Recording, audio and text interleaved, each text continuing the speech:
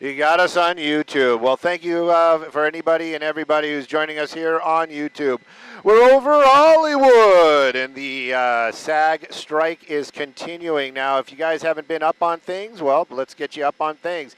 The writers have been on strike for SAG for probably a couple of weeks out here, and now they're being joined by the actors. Is this a planned deal? No, it's not, but they both had contracts that were coming up, and both of them are feeling that they are being shorted by the studios. So the strike is on. These are going to be writers joined by actors and actors joined by writers. We're looking at a spot here on Sunset Boulevard near the cross of Bronson, and lo and behold, this is actually the Bronson Sunset Studios right here. It houses Netflix and a lot of studios that are rented out for a lot of productions out here and everywhere, actually.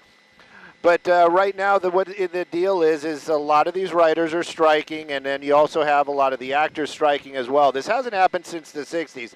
Now, a lot of folks are probably watching this and thinking, what does this really mean for me as a viewer at home? Well, the reality is this. You're not going to see it right away, but you are going to start seeing a decline in the quality of what we're watching on television. Now, I don't know if you guys kind of remembered it, but before the pandemic, there was a strike, and then we actually had the pandemic. So probably a lot of folks might be used to this less than quality kind of stuff. Now, I'm not slamming anything that was produced during the pandemic, but anybody who watches television or watches anything on Netflix or any kind of television, scripted television, you hear that term, oh, this was a pandemic production, or this was pre-pandemic production.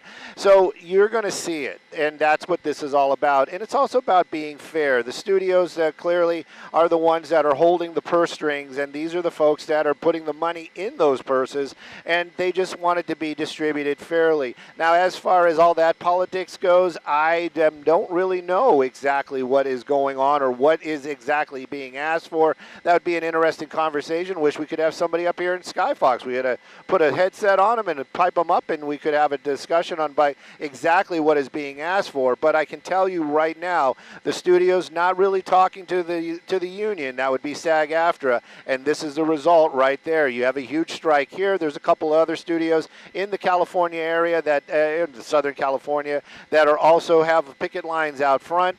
Is this going to bring production to a halt? I would probably say yes. And the things that aren't brought to a halt, you probably are going to see a difference in quality. So again, these are folks out here just trying to get what is fair for them, make that deal, get those productions working again. And also you have to think about the impact of the economy out here in the California area. All these folks not really working right now. A lot of productions not making money. So folks, there's a lot of people that rely on this industry out here in California that are not going to get paid. Fran Drescher, and you probably know that name, and if you're not a SAG-AFTRA member, you're probably going to say, yeah, wasn't she the nanny? Yes, she was. She is also the president of SAG-AFTRA right now. She was out here earlier on. There was a huge mob out here. They were talking to her, a lot of interviews. I'm curious to see what was said. You can watch local news. Definitely watch Fox later on, and you can actually hear little tidbits of what she was saying. And I know we have Chelsea Edwards down on the ground down there. So if you are nearby, you might want to tune in Fox, maybe have it on the television, or open another window, get a peek at what's going on, because this is going on out here in Hollywood. And you know what? Thank you guys for joining us for right now. But we're going to keep an eye on this, and I've got to work. I actually got to work out here, so I'm going to keep an eye on what I'm shooting for right now. But we're going to be talking probably a little bit about something else here shortly. But again, this is all happening out in the Hollywood area. No traffic issues. This isn't going to create any problems on the freeways or anything like that. But of course, if you have family members or anybody that is part of the production world, which is probably a lot of you, you should support your friends and family out here. Do whatever it is needed. Show your support. Maybe even pick up a sign, go walk a picket line. It is a little hot today. I would be careful. I actually was talking about that with my pilot just moments ago, about how I'm hopeful that all these folks are staying hydrated down there. Popular dress attire for anybody in production is black on black, black jeans, black t-shirt. That's probably not the best thing to wear this afternoon, because it is one of the hottest days of the summer so far here in Hollywood and in California. But again, this area that we're looking at right now, going to be Hollywood. This is going to be the Sunset Bronson Studios. This is going to be part of the Netflix setup out here, and those studios, those sound stages rented to a lot of folks. There's also another, I got to go to work, kids. There's another station out there as well.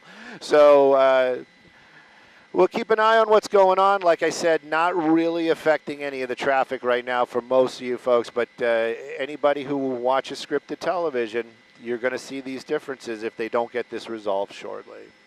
Thank you guys for watching with us for a little bit.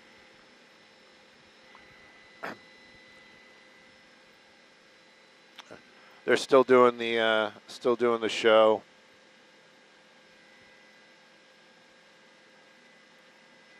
Where? Way out there? Oh, where's he at? All right. I'm sure it's just a light, but keep an eye on him. Is he going to land? Is he landing immediately? Hey, assignment desk, one of our colleagues has a light, and he's going to be landing immediately. I'm keeping an eye on CBS. I'm going to swing the camera around as soon as I can. Are you guys listening to me? He's not. I'm venturing to say it's just a light, but we're going to keep an eye on him. It was flickering. It didn't go. Okay. All right. Is he landing, though? All right. Yeah, he's not doing anything right now.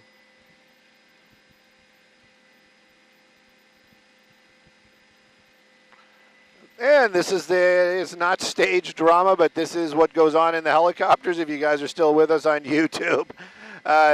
Usually we're listening to the scanners. This time the news actually kind of came to us, but it's tragedy averted. You know, in the helicopter, it's kind of like your check engine light.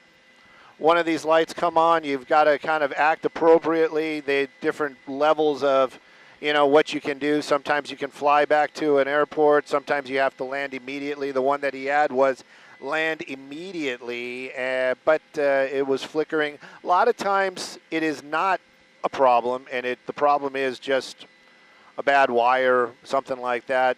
These are helicopters. There's a lot of moving parts, a lot of vibrations.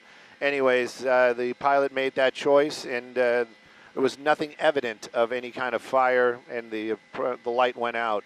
So anyways, we're still here. We're taking a look, and if you're still with us, thank you for hanging out for a little bit. I'm going to call our assignment desk and find out what's next on our dance card. Skyvox assignment desk, CBS has taken us. We have done our little dance on the YouTubes. Just checking in with you.